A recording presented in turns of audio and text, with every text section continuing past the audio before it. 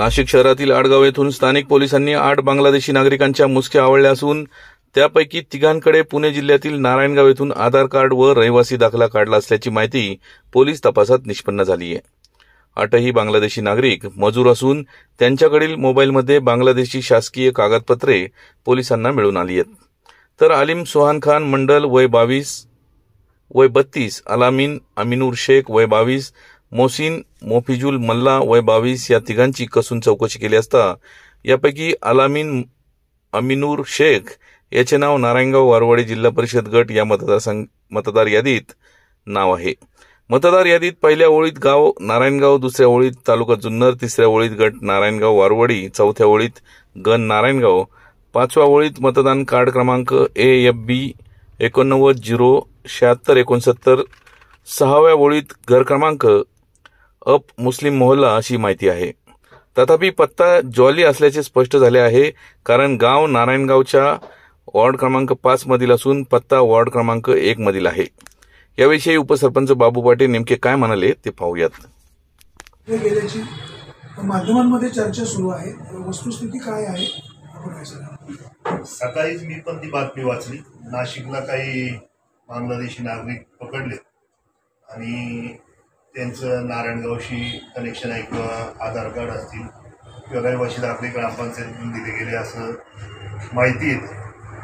खरं तर ती माहिती घेण्यासाठी मी आडगाव पोलीस स्टेशनशी संपर्क करण्याचा प्रयत्न केला, तो संपर्क काही होऊ शकत नाही। त्या बातमीमध्ये असं आहे की कोल्हे मला भुजबळ वस्ती, ती आपल्याकडं पण आहे, वाडीवर पण आहे।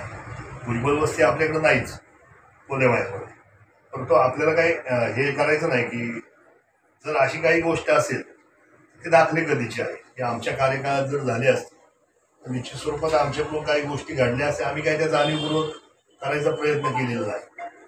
ते फक्त ती लोक जी इथं बांधकाम मजूर म्हणून येतात त्यांचे बऱ्यापैकी बँकेची खाती काढण्यासाठी आमच्याकडून दाखले दिले जातात आणि आपण तसं नमूद करतो। आणि मला वाटतं आता मागं जो विषय झाला ते मागं विषय जो बांगलादेशींचा मागे एकदा अशीच घटना झाली तर तेव्हापासून आपण आधार कार्डवरचा नंबर घेतल्याशिवाय रहिवासी दाखले दिले जात नाही।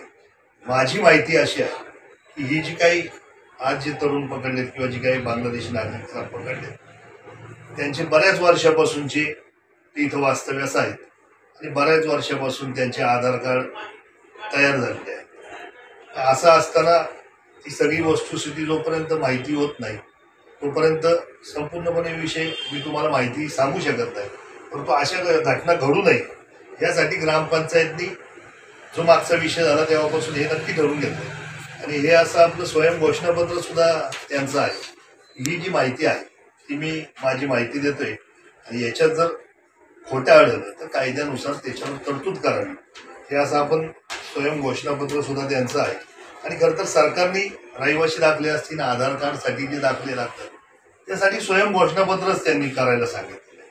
ते फक्त तिथं न होता तिथं काय होते ही सेवा केंद्रामध्ये बऱ्यापैकी 5 रुपये 10 रुपये ह्या स्वयं घोषणापत्राचं घेतलं जातं आणि म्हणून खरं तर नाही तर स्वयं घोषणापत्र रहिवासी दाखले मला वाटतं दिवसाला आपण 100 देत असू।